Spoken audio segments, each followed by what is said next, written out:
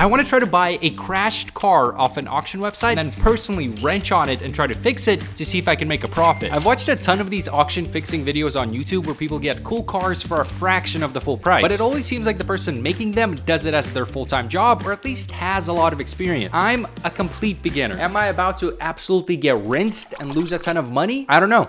But I do know the first step is you want to narrow in on what car you want to look for. Now, my pick is going to be very controversial.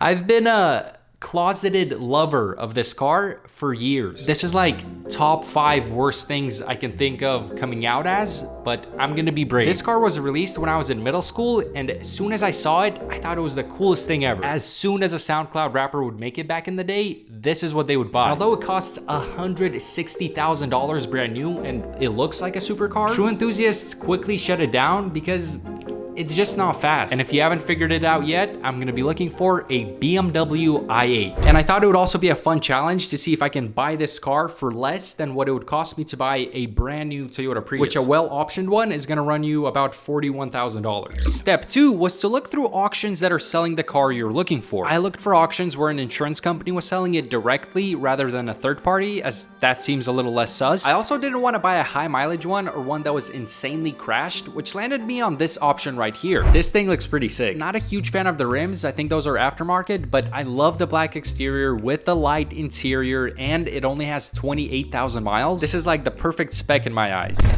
A few days later, the car was set to be up for auction, so it was beast time. I sat down with my good friend Sam, who's got some motion in the auto industry, and he walked me through the auction process. Oh, that's tough. It's bid 800,000, bro. There was a few cars ahead of the big body Beamer, but sure enough, it eventually came up, and it was go time. Here, we're in. Yo, we're in. We're so in. Uh-oh. 14 grand. 14. Can we get it for 14?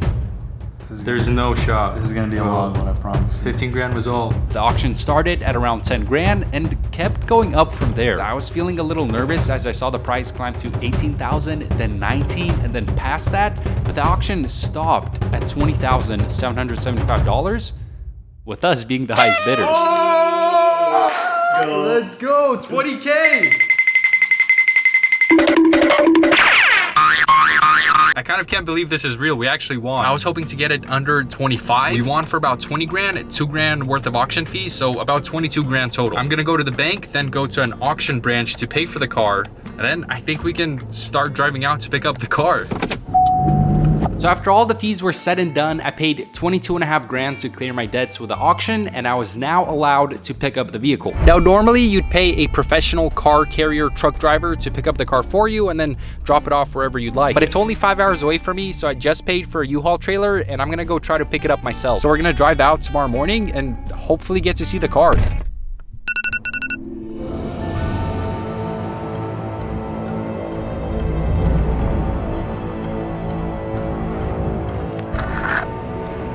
Chat, that was about like a 6-7 hour drive, but we made it. I think they're gonna let me have the car. They put them on these like giant forklifts, and I think they just load it up straight on the trailer, so we're just waiting for our turn now. We did have to wait a couple more hours for it to be our turn, but it was well worth it once I saw this giant forklift carrying a hypercar approach our trailer.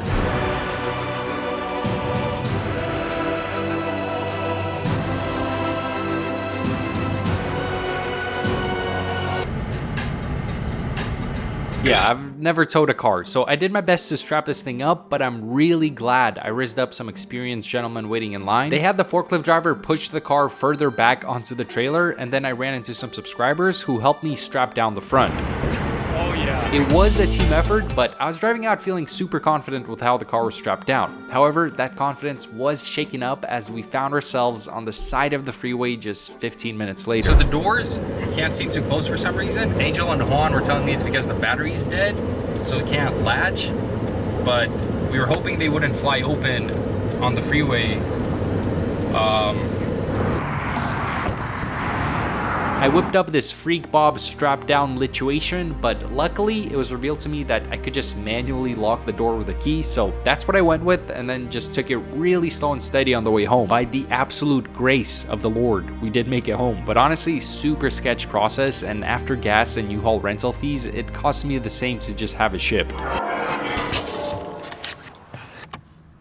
the car was home, but fully dead, sitting on a giant trailer in a residential neighborhood. So the clock was ticking. I needed to start it to put it in neutral to roll it into my garage before someone reported me, and I also needed to return the trailer. I borrowed some jumper cables from my neighbor. I thought this was just a thing you see in movies, so I had to watch a quick tutorial on how jumping works. I hooked everything up and it worked, at which point I rehooked the trailer, spent like an hour aligning it on my driveway, and by the time I did that, the car was dead, and I didn't leave it in neutral when I started it earlier, so I rage quit, left the car lined, and went to Walmart to buy a portable starter so that I didn't have to unhook the trailer again. That actually worked, so I realigned everything again, had someone super skinny jump inside to hit the brakes while I just manually pushed it off the trailer, and with the car off, I was officially out of this 48-hour fever dream. My mind was at ease. I could return the trailer and regroup.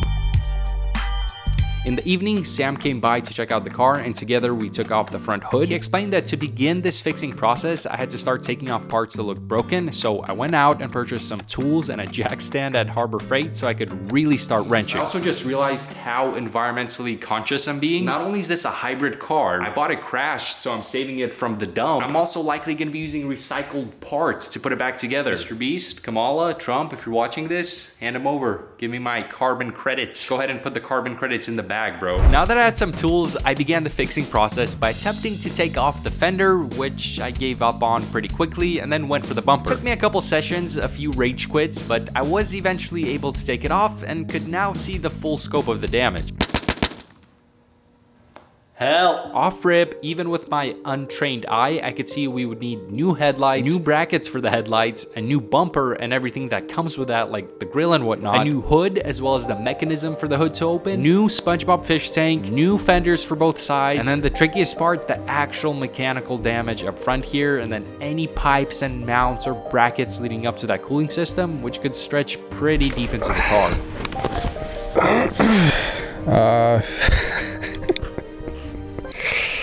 Yeah, chat, we're cooked. I'm honestly super overwhelmed. Like, this seemed like a way better idea in my notes app. I think the trickiest part here is that there's like no tutorials on how to do anything on an i8, and even there are a couple, but their cars don't look like what this car looks like. Yeah, I think there's only one way to proceed here, fellas. Yeah, there's just no way I could do this solo. I probably should have started on a simpler car with less damage, but my dad came by and things got a lot more hopeful. Together, we got both of the fenders off, which was actually way more difficult than I had expected. But as more and more damaged parts started to come off, I could now begin researching and looking for replacement parts. I called my local BMW dealership to see how much they would charge for some of the major things we needed, and it's not cheap, I'll tell you that. It was actually insane. One headlight is $4,882. It's like 9-10 grand for both. Hood is $6,194. So I was gonna have to go with some used parts, which were not cheap either. But after some digging, I found an eBay seller who had a lot of the parts I needed, and they were even in the same color that I needed. So I called them up, and we were able to strike a little deal. We'll do like a full price breakdown at the end, but after this acquisition, I still needed a ton of critical but smaller items that held everything together. So I went on this website that had a bunch of diagrams, and I had to sit there and try to piece everything together, figure out the whole front end system of this car. I ordered some of those parts directly from that website, some off eBay, and was also actually able to find a local dismantler selling a couple pipes I needed, so we were able to get those at like a fraction of the price. What I did back there is how you're actually supposed to partake in this business if you want to make money. You can't just pay full price for these parts online. You got to go to some dismantling yards, some junk yards, some pick and pulls, try to strike a Mazal deal. The issue is BMW i8s are a pretty rare car, so none of the dismantling yards around me have them. So I have to buy all of these parts online, and you just can't negotiate the same way online. So although kind of pricey, the online parts did start coming in. This right here was that big order, so they had to ship it to a commercial address, but I didn't get scammed. All the parts were actually there. I also bought a brand new battery for the car from a local auto store, and then had to go order a couple pipes from the dealership. And so with most of the parts finally here, it was time to once again call my dad. First order of business, self-explanatory, we had to pop in the new fish tank. We then began fully removing the crashed-in cooling system since we had a fully assembled one that came in with that big shipment of parts. Then came the mounts for the headlights. We were honestly just kind of assembling things all over the place, not much reason behind the madness, but with those on, we decided to pop on the passenger side fender, which made this thing really start to take shape. Had to be careful here. I never realized how expensive modern headlights are, but with that one on, we moved over to putting in that new radiator, which fit right in no problem. So we moved on to the driver's side fender, which was a little trickier since the charging port was on this side. But we got it on along with the new headlight. We actually swapped the computer parts of these lights from the original ones with my friend Victor earlier. Apparently, you have to go through an expensive calibration process if you put on a headlight that's from a different car, so really glad those computer parts were intact. We then connected the headlight mounts and top of the radiator through this crosslink bar, and now it was time for the front bumper, which had a couple connectors for the parking sensors, but other than that, it was a pretty smooth fit. It was crazy to see this thing come together, and the hours I spent researching parts and looking at different diagrams of all the tiny mounts and how things connect and all the bolts really started to pay off. Right, so we've got most of the car already done. We just couldn't try starting it up before because we've been waiting for one last like major coolant pipe to come in. Well, I'll have you know, I just picked that pipe up from the dealer, so today might be the day. I also bought some coolant. Installing the final pipe wasn't much of a headache, but we found that because this is a super hyper car, you can't just pour coolant into it. You have to do this special pump pleating procedure ritual thing or the engine could break. So it was back to Harbor Freight to get this special pump which sucks the air out of the coolant pipes and then fills it back up with new coolant under pressure. And there's two separate systems and tanks on this car, so we ended up having to do that process twice. Now with the coolant pumping through the car, it was time for the moment of truth. We connected the new battery to the car and it came alive, but we didn't mean to turn it on. I didn't even get in the car yet. I'm not sure why it's making that noise. As soon as it got power, it started buzzing and making all this noise, which got us really hyped, but when we'd go to press the button, the car wouldn't actually start. It was weird. It was in like some sort of limp mode where we could only put it in park or neutral. We tried different ways to press the button and all kinds of things, but it just wouldn't start up. It was a devastating blow to the vibe here in the garage. I called up Sam yesterday and he was saying that BMWs really don't like even slightly dead battery. So my dad took the battery home last night and charged it up. So we're gonna see if that can work. As soon as the battery went in, it did fire up again. So I got in the car to start it, but unfortunately it was just doing the same exact thing as yesterday. My dad connected the scanner he has, which was able to clear a few codes, but it was still completely unresponsive in this weird mode. Until it just wasn't. Yo, it just randomly turned on. Was it the battery? Was it the code clearing? Was it the vibe that I brought that day? I don't know, but I'm telling you, it worked. The car turned on and we were able to drive it back and forth for the very first time. At which point we slapped on the hood and I took it for a spin. It was now completely drivable and starting up was no longer an issue. It turned off and on just fine. I'm sure there was still the Christmas lights on the dash, but that's all fixable. The car works, the car runs. So we gave it a rinse and I got 5 words for you. This is a BMW i8.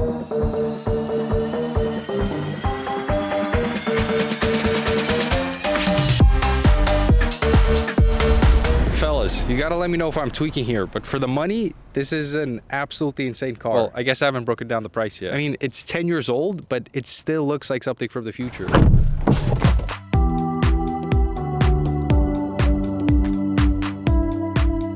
Okay, so as far as the cost, I didn't want to take 6 months on this project and wait for the best possible deals to come along, so I did kind of pay a premium on some of the parts I ordered. Let's just say I'd have to run one of those car giveaway raffles to break even on. But again, the car cost $20,775. Then I had all the banking and auction fees, which totaled up to $1,912. The big shipment of parts that came in, which were the paint-matched fenders, bumper, hood, full radiator system, and headlights, total for that was $11,376. Then I put in a couple orders from that BMW parts deal website. I also did a few sneaky local cash deals and a couple things from the dealership. This was like brackets, mounts, pipes, sensors, connectors, stuff like that, but all of that came out to $2,973. Now, if I were talking about this the way people talk about their e-commerce revenue, I'd obviously end it here. I mean, this is the price point that the car is currently sitting at, and as you guys saw, it runs and drives, but in reality, I'm also gonna need a new windshield, which the quote I got for that was $1,100. I'm gonna need 4 new tires, which is gonna be about $1,700. Part of the bumper is gonna need a respray, so let's add in $1,000 for that. And of course,